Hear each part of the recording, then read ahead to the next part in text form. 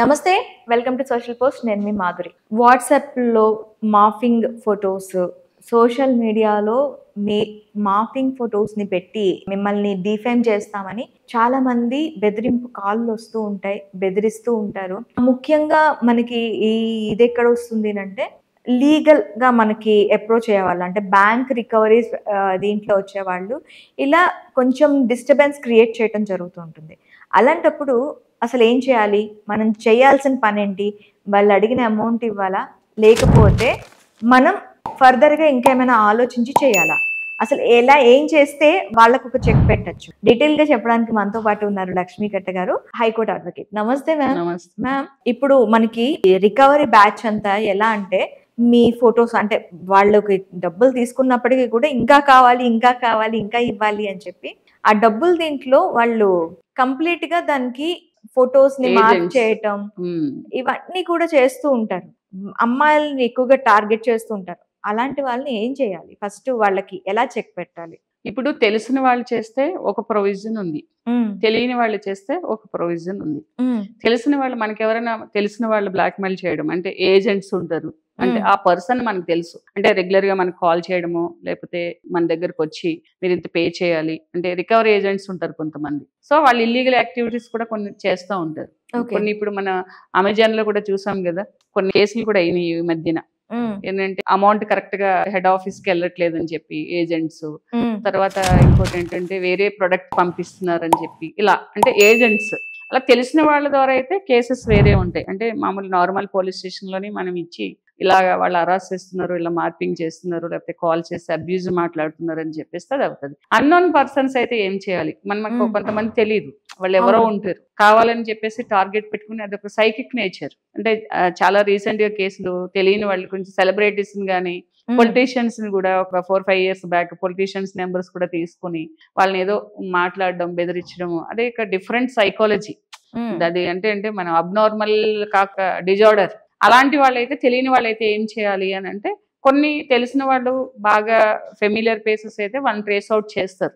కానీ ఈ social media ఇప్పుడు వచ్చేసింది కాబట్టి సోషల్ మీడియా దగ్గర చేసినట్టు సైబర్ క్రైమ్స్ కి వెళ్ళడమే. ఇప్పుడు ఎందుకంటే ఒకప్పుడు సైబర్ క్రైమ్ అనేది సెపరేట్ పోలీస్ స్టేషన్ వేరే చోట ఉండేది, అంటే హెడ్ క్వార్టర్స్ లో, అంటే సిపి ఆఫీస్ లోనో ఎస్పీ ఆఫీస్ లోనో అట్లా ఉండేది. ఇప్పుడు ఏంటంటే ప్రతి పోలీస్ స్టేషన్ లోనూ కూడా ఒక వింగ్ స్టార్ట్ చేస్తారు కొన్ని పోలీస్ స్టేషన్స్ లో. అక్కడికి వెళ్ళి అన్నోన్ పోలీస్ పర్సన్స్ ఎవరైనా హరాస్ చేస్తే అలాగా సైబర్ క్రైమ్స్ ద్వారా అది it's will take some time. ఎందుకంటే సోషల్ మీడియా ద్వారా వాళ్ళని ఫైండ్ అవుట్ చేయాలి, కేసు తీసుకురావాలి, వాళ్ళు ఎవరో తెలియాలంటే ఇట్స్ విల్ అంటే difficult task to the police also. So అది కొంచెం కష్టం. కానీ ఏంటంటే ట్రేస్ అవుట్ చేస్తారు టైం అయినా. తెలిసిన వాళ్ళైతే కనుక ఇమీడియట్ గా యాక్షన్ స్టార్ట్ అవుతాయి పోలీసులు. తెలిసిన వాళ్ళైతే కనుక మనకి తెలిసిన పర్సన్ ఫోన్ నెంబరు ఎక్కడ ఉన్నారు అనేది పట్టుకుని ఇమీడియట్ గా వాళ్ళకి కేసు అవుతుంది. అంటే బ్లాక్ మెయిల్ చేస్తున్నారని, లేడీస్ని అయితే డిఫేమ్ చేస్తున్నారని, మోడెస్ట్ ఇండామైజ్ చేస్తున్నారని వాళ్ళకి క్రిమినల్ కేసులు, క్రిమినల్ ప్రొసీడింగ్స్ డెఫినెట్గా జరుగుతుంది. అమ్మాయిలు ఎప్పుడు కూడా ఏంటంటే అలాంటి వాటికి భయపడి చాలా మంది సూసైడ్ చేసుకోవడము ఇవన్నీ చేస్తున్నారు. అలా చేయవలసిన అవసరం లేదు. మనం తప్పు కొన్ని సందర్భాల్లో తప్పు కూడా జరగవచ్చు, ఎవరికైనా కొంచెం ఇంటిమసీ కూడా ఫొటోస్ ఉండొచ్చు, అంత మాత్రం లైఫే ఎండ్ చేసుకుంటున్నారు. రీసెంట్ గా కూడా ఎక్కడో ఒక ఫుట్బాల్ కోచ్ ఎవరో తార్నాకలో ఇలా చేశారని అమ్మాయి సూసైడ్ చేసుకోవడం జరిగింది. సో ఎందుకు అట్లా ఇంతమంది మనము సోషల్ మీడియాలో చెప్తున్నాము, తర్వాత అవేర్నెస్ చాలా మంది చాలా వీడియోస్ చేస్తున్నారు, లైఫ్ లో స్ట్రగుల్స్ ఎట్లా ఫేస్ చేయాలని చెప్పేసి. లీగల్ ప్రొసీడింగ్స్ తీసుకుంటే అయిపోయేదానికి భయపడిపోయి ఎవరికి సొసైటీలో అంత తీరిక లేదు ఇప్పుడు.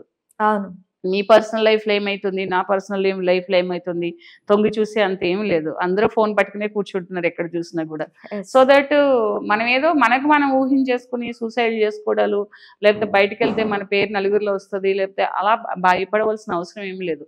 ఎవరైనా ఇలాగా హరాస్ చేస్తుంటే కనుక మార్పింగ్ చేయడం కానీ, మెసేజ్లు పెట్టి సతాయించడం కానీ, లేకపోతే ఇన్స్టాలో పోస్ట్ చేస్తానని బెదిరించడం కానీ చేస్తే, తెలిసిన వాళ్ళైనా తెలియని వాళ్ళైతే సైబర్ క్రైమ్స్ లో, తెలిసిన వాళ్ళైతే law and order police station complaint ఇవ్వడం, వాళ్ళ ఇన్ఫర్మేషన్ మనం కూడా కొంచెం క్విక్గా వాళ్ళకి ప్రొవైడ్ చేస్తే కనుక ఇమీడియట్గా వాళ్ళని పట్టుకుని వాళ్ళకి ఇచ్చే పనిష్మెంట్ వాళ్ళకి ఉంటుంది.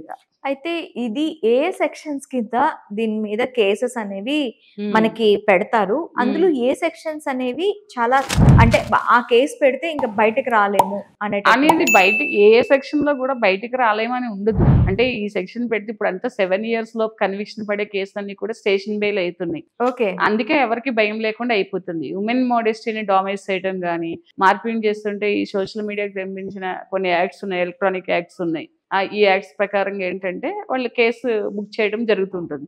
ఏ కేసులోనే కూడా సివియర్ గా చేస్తే తప్పిస్తే, అంటే న్యూడ్ ఫోటోగ్రాఫ్స్ అవి ఇవి చేస్తే, అలా చేస్తే తప్పిస్తే, ఈ బెదిరించడం దానికి ఏంటంటే థ్రెటనింగ్ కేసెస్ పెట్టడము, తర్వాత 354B అని డి అని ఇప్పుడు చేంజ్ అయినాయి. ఏంటి బిఎన్ఎస్ వచ్చిన తర్వాత అవి సెక్షన్స్ చేంజ్ అయినాయి. సో ఇలా ఏంటంటే ABCDలు అలా ఉన్నాయి. ఆత్మాభిమానాన్ని దెబ్బతీయడం కానీ, వాళ్ళు మోడెస్టీని డామేజ్ చేసినట్టు మాట్లాడడము, యూజింగ్ లాంగ్వేజ్ పెట్టడం, ఇవన్నీ థ్రెటనింగ్ కింద డామేజెస్ ఆఫ్ మోడెస్టీ ఇవన్నీ వస్తూ ఉంటాయి. ఓకే.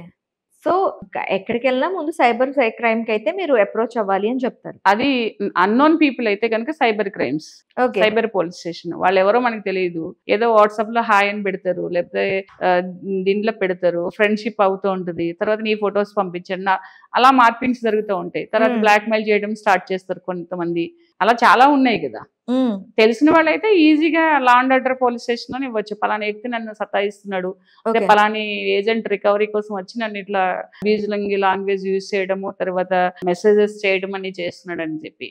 అన్నోన్ పీపుల్ కి మాత్రమే అది సైబర్ క్రైమ్స్, సైబర్ నేరాలు అంటాం కదా. అంటే ఫినాన్షియల్ ఫ్రాడ్ కానీ, లేకపోతే వీడియోస్ మార్పింగ్ చేసి పెట్టడం కానీ, లేకపోతే తెలిసి అంటే నోన్ టు ఈచ్ అదర్ కొంత పర్టికులర్ గా మన గురించి కొన్ని పర్సనల్ విషయాలు తెలుసుకున్న తర్వాత బ్లాక్ మెయిల్ స్టార్ట్ చేయడం కానీ, అతను ఎక్కడ ఉంటాడో మనకు తెలియదు. సో ఎక్కడ ఎన్ఎస్ఓలో పరిచయం అంటారు, కొంతమంది చెప్తారు, కొంతమంది చెప్పరు. ఎన్ఎస్ఓలో ఎక్కడ ఉంటే, ఎక్కడ ఏ గుజరాత్ లోనో ఏ పంజాబ్ లోనో కూడా ఉండొచ్చు కదా. అలాంటి వాళ్ళకి సైబర్ క్రైమ్స్ వస్తుంది. ఓకే.